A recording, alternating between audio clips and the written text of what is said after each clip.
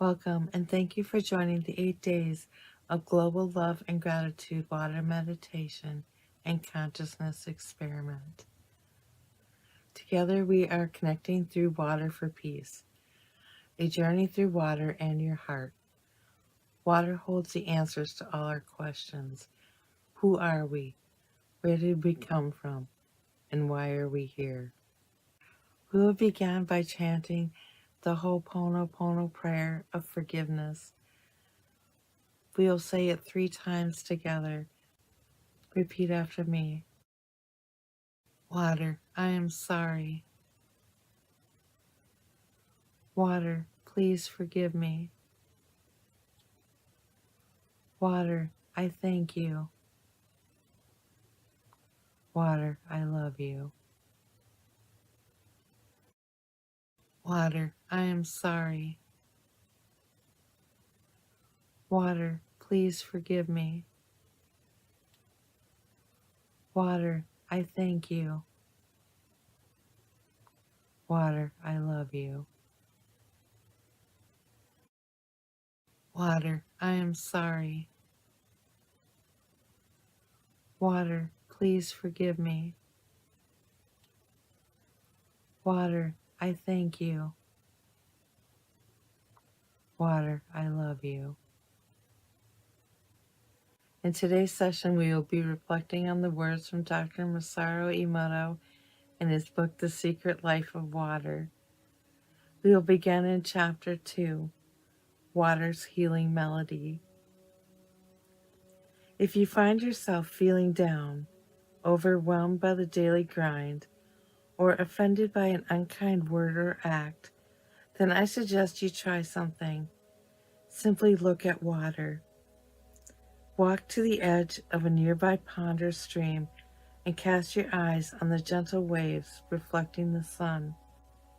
If it's raining, find a puddle and watch the raindrops make rings that appear and disappear.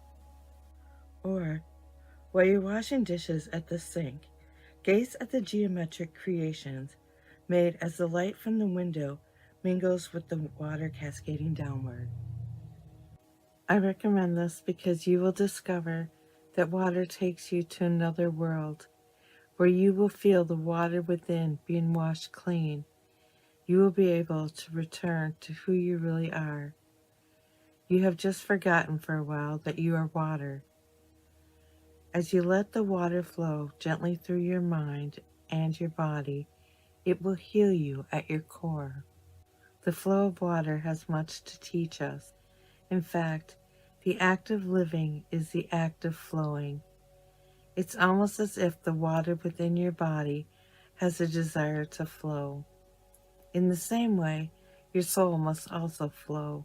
When your soul is allowed to flow, you feel a burden lifted from your weary body, for the soul and the body are simply two sides of the same coin. If you have been offended, forgive the offender. And if you feel oppressed for your own offenses against others, forgive yourself. Forgiveness opens up the path for you to naturally and freely flow toward your future. The universe holds something potentially wonderful for you at each passing moment of life. Open yourself to the good things flowing toward you, and you will be able to reach out and welcome a wonderful future into your bosom. If you can't get over a broken heart, no matter how hard you try, the last thing you can do is go back and change the past. But there always remains the possibility that the flow of life will take you to a place more wonderful than you could have hoped for. Every second of life is a new crossroads with new possibilities. If you can realize this, you can free yourself from your burdens. You will see how trivial your problems are, and you will no longer need to be tied to the past. Water teaches us how to live, how to forgive, how to believe. If you open your ears to the possibilities in life, you may just be able to hear the sound of the pure water that flows through your body even now.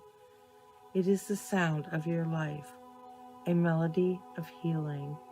Water is part of the rhythm of life. The water flowing within us is part of the water flowing through nature and part of the rhythm of life being played out throughout the universe. In Europe and other parts of the world, it has long been said that the moon rules over water. The ocean tides are directly affected by the movements of the moon. Perhaps low and high tides are the most visible response to the moon, but wherever life is to be found, there is certain to be a link to the movement of the moon. The clam feels the gravitational pull from the moon and opens its shell at high tide. The breeding cycle of the sea urchin is exactly in line with the lunar cycle, and seagulls come to shore to lay their eggs almost always on the evening of a full moon for reasons other than increased light. We could hardly expect that human bodies, consisting of 70% water, would be the exception. More babies are born when there is a full moon, as any midwife will tell you. The female reproductive cycle is in time with the moons. Many people with sharpened sensitivities say they are energized on the nights when the moon is full. Full moon energy is linked to insanity and stories of werewolves. Even the word lunatic comes from the root lunar. It makes perfect sense that most of the ancient cultures of the world have relied on the lunar calendar to measure time. The lunar calendar, which is closely aligned with the cycle of life, was an important tool for planting and harvesting crops. When our rhythm is in line with the movement of the moon, we can more easily align to the flowing of the water within us. This is nothing less than living life to the beat of the drum played by the rhythm of nature. It is also a piece of wisdom mostly lost on modern man. Similar to the lunar calendar is the 13-month calendar used by the Mayans, which is somewhat different from the lunar calendar. I learned about Jose Aguilas and his wife Liodine, who made it their cause to print copies of this calendar and spread it throughout the world. They believe that if the calendar is used on a global scale, then people will start to live within the rhythm of nature, thus opening paths that lead to the solutions for many of the problems faced by modern society. According to this calendar, the New Year starts on July 26th. When the 365 days of the year are divided by 28, the days in each month, you get 13 months and one extra day. On the Mayan calendar, the extra day of the year was called a day at a time. All work was laid aside, prayers were offered, and prosperity was celebrated with laughter and dance. While changing to a lunar-based calendar may not be practical or desirable for everyone, we can attune to the moon and the rhythm of life in our own ways. The human body is a tiny universe of its own. Being in tune with this grand universe within allows us to fully experience the energy flowing from the cosmos. When we return to living as one with the universe, we will rediscover the simplicity and spontaneity we were intended for and that was intended for us. The number of people in the world searching for inner healing is vast, and it may include you. Perhaps the reason is because the environment we have created for ourselves has evolved too fast, and now we find ourselves in a world of pain and fatigue of our own creation. How do we save ourselves from it? Listen to the melody flowing from the world around you. When you can feel this rhythm flowing within the water that makes up your being, then you will become one with the water crystals. This is the life that so many of us are searching for. It's a healing experience that we know deep in our souls is waiting for us.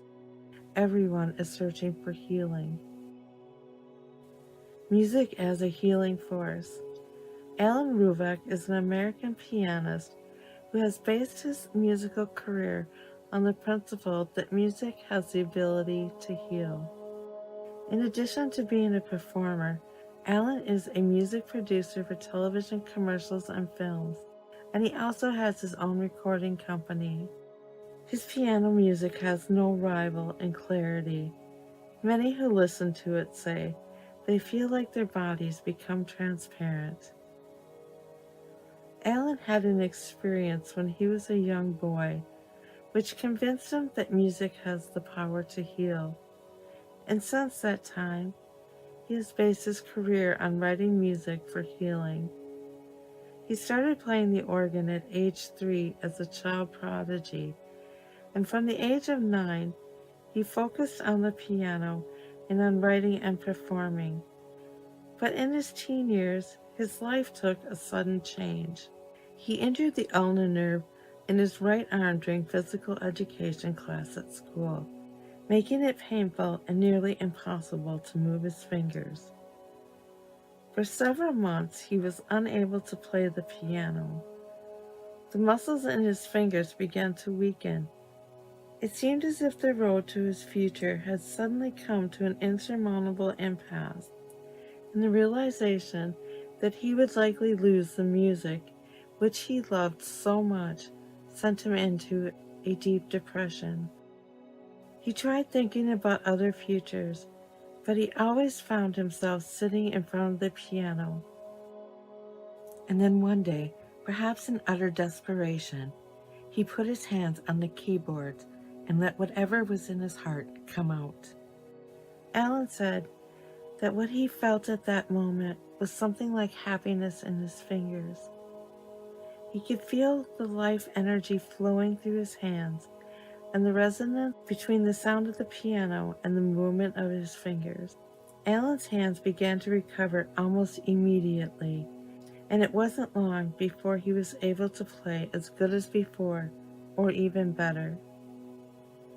I first met Alan in 1995 through an introduction by the scientists who had invented the magnetic resonant analyzer, MRA, a Hado measuring instrument that is capable of measuring minute vibrations. With the cooperation of this scientist, we asked Alan to compose music that would express the healing powers of Hado. We wanted to have healing music that would be capable of boosting the body's immune system. When the score was completed and recorded, we exposed water to it, and as might have been expected, crystals formed from the water were exceedingly beautiful and delicate, typical healing characteristics. When we showed photographs of the crystals to Alan, he said that he was surprised to see that all the crystals formed were identical to the images he had in his mind when he was composing the music. Alan is one of many artists who is highly aware that music is a form of healing. But we also know that classical music from the past, famous jazz pieces, and folk music from the corners of the world also have the ability to heal in their own individual ways. I exposed water to classical music from various composers and then took photographs of the resulting crystals. Then we took a Hado measurements of the photographs with the MRA. The results revealed the Hado, emotional and physical, affected by the music. Some of these results I shared in The True Power of Water. Here are 2 additional findings. Wagner's Ride of the Valkyries. Emotional Hado, self-pity. Physical Hado, alleviation of indirect pain. Debussy's Prelude to the Afternoon of a Faun. Emotional Hado, environmental stress. Physical Hado, alleviation and prevention of back problems. What this all means is that good music has the ability to guide us on a path of healing. It seems that this is especially the case with classical music, which has stood the test of time. When water is exposed to this music, my research has found that the water becomes energetic and beautiful crystals are formed. Music is also a representation of the time and environment in which the music was composed. If you look back on different periods in history, you'll find that different periods are characterized by certain music. This is because the types and degrees of stress that society experiences change with the times and require healing.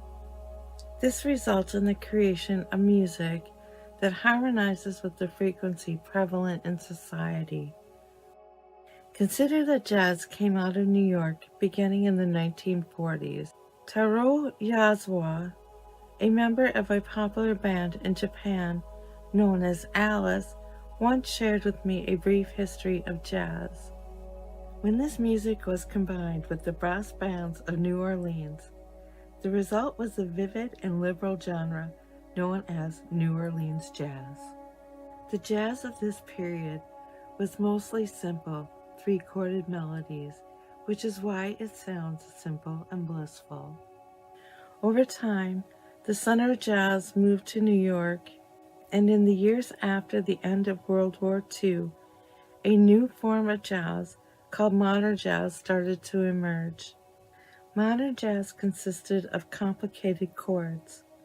Sounds that normally create a roar were combined, and then other sounds are piled on top of each other, resulting in the uniquely gloomy, avant-garde feel of modern jazz. During that time, New York City, as well as the whole United States, was experiencing uneasiness and anxiety over the emergence of the Soviet Union and other threatening enemies, creating the atmosphere that led to the Korean and Vietnam Wars. Those who lived in New York, a melting pot of different people, in that particular time, were experiencing a type of stress never felt before.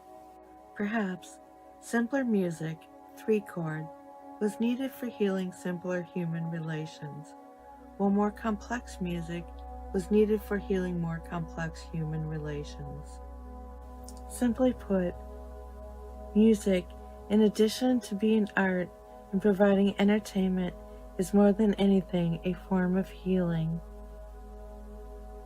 Healing with Hado. As I mentioned in my book, The True Power of Water, I am keenly interested in the field of Hado medicine. Hado medicine focuses on the underlying symptoms of illness, in contrast to the medical practices which require that we take pills or undergo surgery to deal with symptoms of disease. Hado medicine deals with the unique vibration of the illness itself. I can say with certainty that the day will come when Hado medicine is widely accepted. Most people today go to the drugstore to find solutions for their ailments, but perhaps one day, instead of getting a prescription of medicine, you will get a prescription of music to heal what's ailing you. Such a day may not be as far off as you think. All symptoms of illness vibrate at a unique frequency. By knowing the frequency, it is possible to overlap the exact opposite wavelength on top of the symptoms wavelength. Thus, the frequency of the illness is dissipated and the symptoms are alleviated. This is already in practice to some degree with treatment for Parkinson's disease and other neurological illnesses.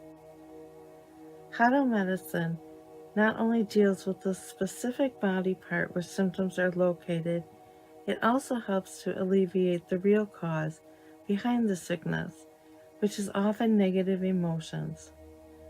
For example, if a person is experiencing liver problems, then we will almost always find that the person has anger issues.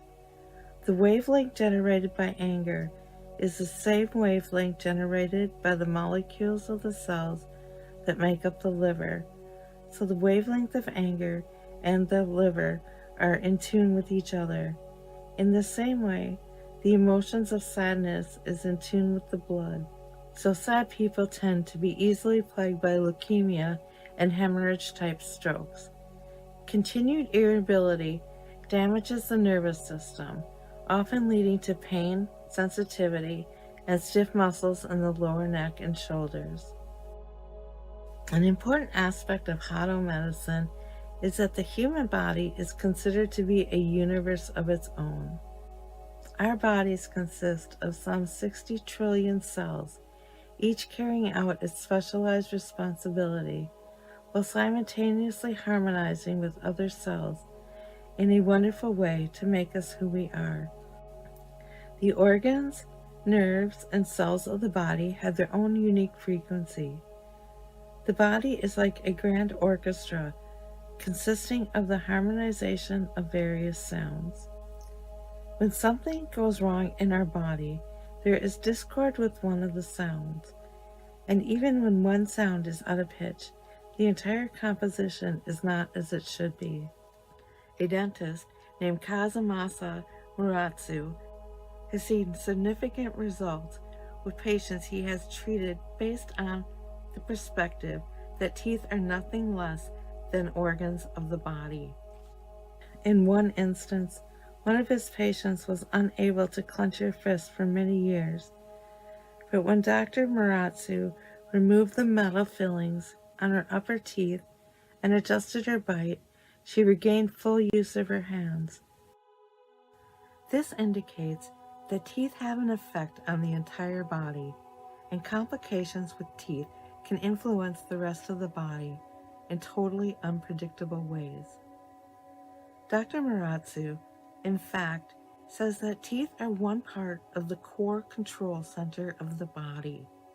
But modern medicine sees the body as a machine consisting of various independent parts, and the healing they provide deals only with taking care of the particular defect of the particular part that's gotten out of order. But if one symptom is attended to and followed by something failing elsewhere in the body, then true healing has not really taken place. Hado medicine is all about dealing with the health of the entire body, which is why the word healing and not curing is more appropriate. Other forms of Hado medicine. We can see that Hado medicine holds tremendous promise, but I don't want to give you the impression that this technology is anything new. The principles were well known by the ancient cultures and incorporated in their daily lives. In fact, there's been many cases where the wisdom of the distant past has been re-examined to discover that the applications are still valid in our day. The use of flower essences is one ancient method of healing that has paved the way for Hado medicine. The energy and vibration of flowers is transferred to water, and by drinking this water, the patient receives both physical and mental healing benefits. You might postulate that during the transferring process, it is the actual components of the flower that are dissolved in the water, but actually it is the vibration that gets transferred. Therefore, a chemical analysis of flower essence will detect only water. The science of flower essence was established by a British bacteriologist named Dr. Edward Bach. He developed essences known as Bach flower remedies, which can now be found throughout the world. In fact, flower essence therapy has expanded to incorporate the characteristics of individual countries. A popular form of flower essence in Japan is called fine-horn flower essence. In northern Scotland, near Loch Ness Lake, there is a community called Findhorn, where people from all over the world have come together to live and participate in events and workshops related to living as one with nature and finding one's true way through life. Marion Lay introduced flower essence therapy at Findhorn. She is a woman whose smile has the brilliance of flowers. I interviewed Marion when she came to Japan several years ago. She told me, "Our bodies serve as a tool for accomplishing spiritual missions. In order to carry out our mission, we need to release the warped feelings and emotions, fear and grief, sadness, suspicion, impatience, weakness, and apathy that form a block between the spirit and the body. Such emotions become the cause of many of the symptoms that we experience. Our modern medicine is for the most part unable to deal with the roots of our illness, but this is an area where flower essences have proven to be effective. This concludes our session today. Thank you for joining us for the Water Peace Project Global Meditation as we celebrate and give thanks for all of our water around the world. We hope you enjoyed the reading from Dr. Emoto's book, The Secret Life of Water. Much love and gratitude to Dr. Emoto for all of his research and sharing his special connection with water with us. We hope you will join us again. We love you.